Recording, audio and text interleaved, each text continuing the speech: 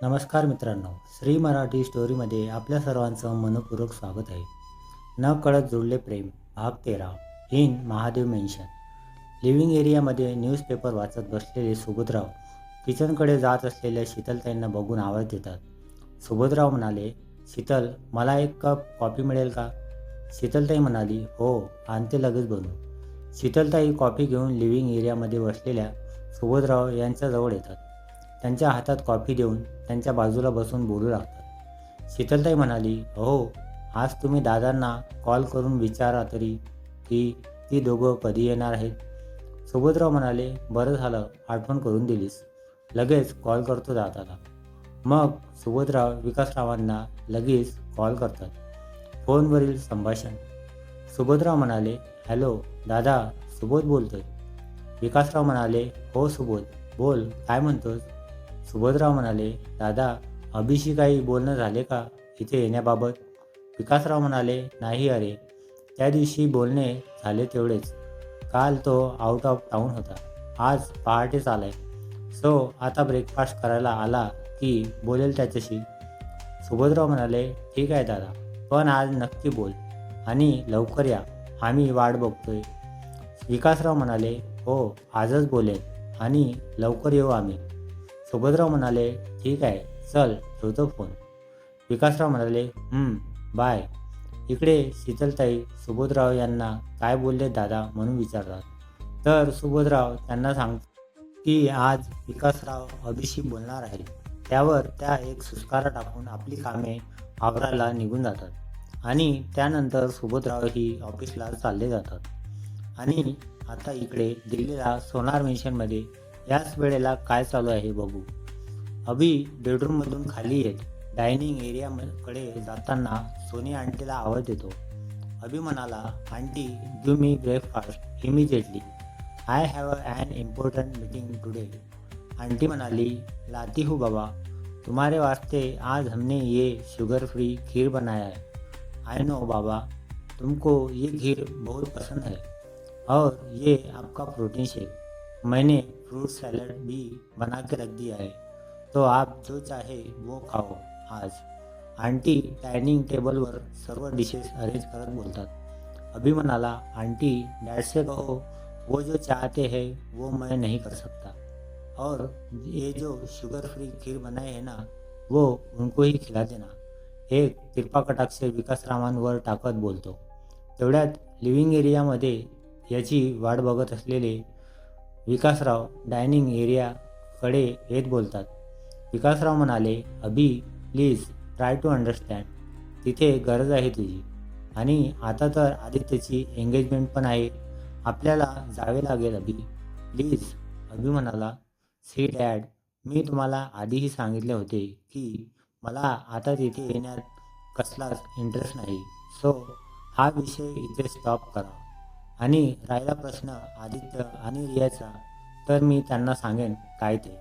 Rather त्यांचा काल call आलेला तेव्हाही मी त्याला हेच बोललो आहे. सो आता तुम्ही ह्यावर काहीच विचार करू नका. Let it be, bye, see you in office. एवढे बोलून तो प्रोटीन शेक संपवतो आणि ताडताड करत ऑफिसला चालला जातो.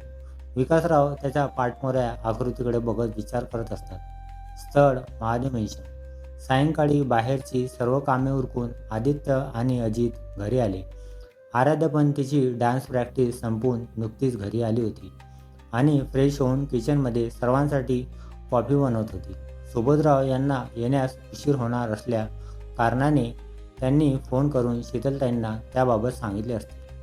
आदित्य म्हणाला, रेखा काकू, 2 कॉफी आणाल का?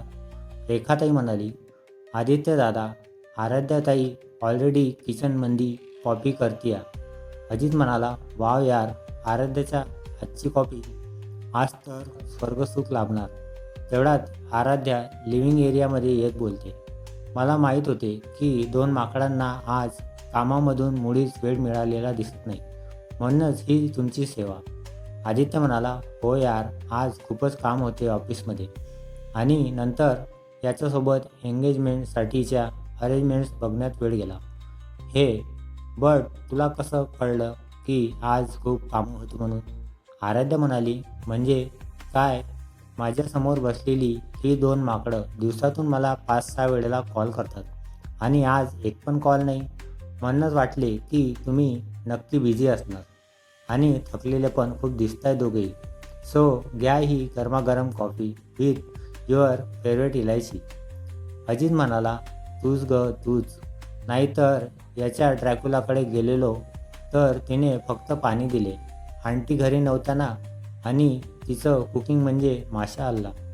आदित्य म्हणाला, अजित ती बोलली होती की करते म्हणून.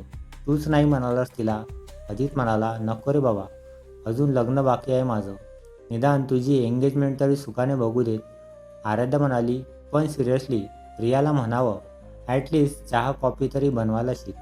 नाहीतर घरात आई आणि तिच्यामध्ये तुझं भरीत 100%. तेवढ्यात शीतलताई तिथे येत त्या सर्वांकडे बघून बोलतात, आदित्य आराध्या बरोबर बोलत आहे.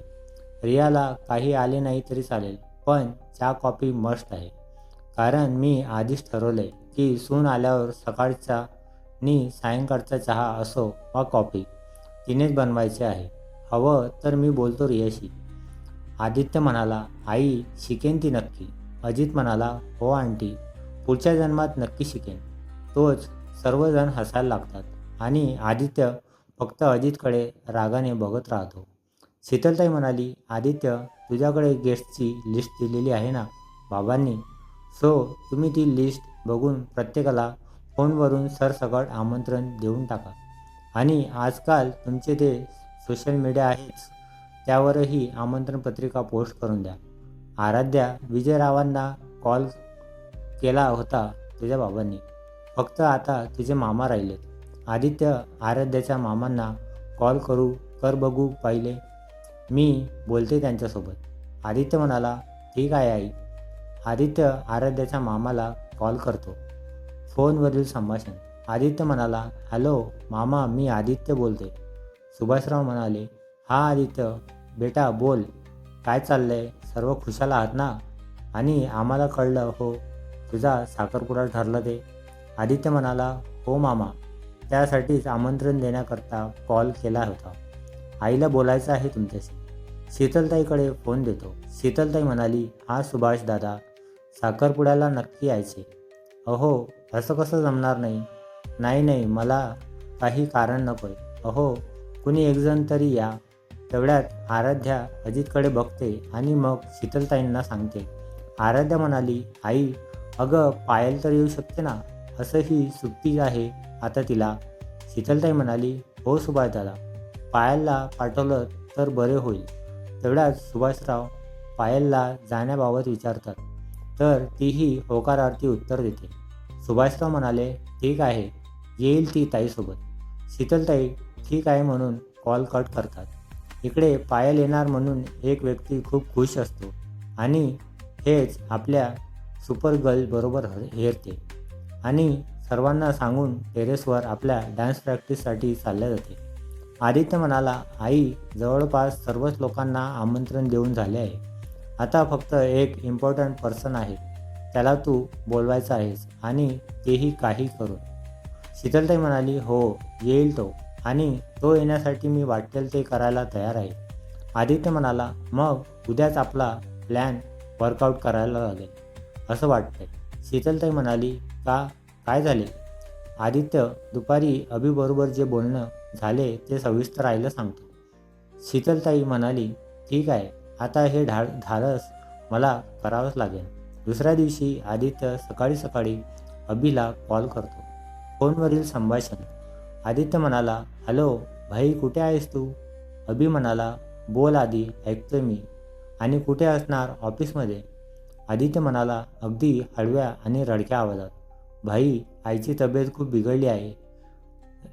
एवढे बोलून समोर असलेल्या शीतलताईंना डोळा मारतो. अभि म्हणाला, हे बघ आधी, मला माहिती आहे की मी तिकडे यावे म्हणून हे सर्व सांगत आहेस, but no chance. I am not fall in your trap. Aditya म्हणाला, ओके भाई, if you don't trust me then see it look. आई is in hospital and this situation of her is only because of you, because she loves you more than everything else. आणि आताही तुला विश्वास नसेल तर नको येऊस. तुझ्या विरहात बिचारी अन्नपाणीसुद्धा विसरली आहेस. Go and do your work because your work is more important than us. हॉस्पिटलमध्ये ऑक्सिजन मास्क लावून असलेल्या शीतलताई यांच्याकडे कॅमेरा करून तो अभिसोबत बोलत असतो. आदित्य आणि शीतलताई नाटक करत असतात अभिला इथे बोलावण्यासाठी, बाकी काही नाही. आणि हॉस्पिटलचे म्हणाल तर ते आपलंच आहे की. सुभद्रावांच्या चॅरिटीवर चालणारे. अभि म्हणाला, आई जवळ फोन ने. तेवढ्यात आदित्य शीतलताईकडे फोन नेतो आणि शीतलताईंना बघून अभि बोलू लागतो, आई प्लीज अशी पॅनिक होऊ नकोस. आणि तुला मी तिथे तुझ्याजवळ हवा आहे ना, सो येईन मी. पण माझी एक अट आहे. तिथल्या ब्रांचचे सर्व इश्यू सॉर्ट झाले की मी लगेच दिल्लीला निघून येईल. मंजूर असेल तर बोल. शीतलताई म्हणाली. ऑक्सिजन मास्क काढून हळूहळू बोलतात. पूर्ण कॅरेक्टरमध्ये घुसल्या होत्या ना त्या. सर्व मंजूर, पण तू लवकर ये राजा. अभि म्हणाला, ठीक आहे आधी मी उद्याच येतो तिकडे आणि डॅड इथली बाकी कामं उरकून मग येतील. So tomorrow sharp at 8 PM ला कार एअरपोर्टला पाठवून दे. आणि आई नाव गेट अप. तू खूपच खराब ॲक्ट्रेस आहेस. आणि आधी तू तर एकदम वाह्यात. Bye, see you tomorrow. इकडे ह्यांचे सर्वांचे एक्सप्रेशन बघण्यासारखे होते. अजित म्हणाला, भाई tell me one thing, how can you so sure that you will come to airport at sharp 8 PM tomorrow. अभिला कॉल कट करणार तेवढाच हा प्रश्न विचारतो. अभि म्हणाला, because I already book my flight for tomorrow and I am not dumb like you. भेटूया पुढच्या भागात. हा भाग तुम्हाला कसा वाटला कमेंट करून नक्की सांगा. व्हिडिओ आवडल्यास लाईक करा, शेअर करा. नवीन असाल तर चॅनलला सबस्क्राईब करा. धन्यवाद.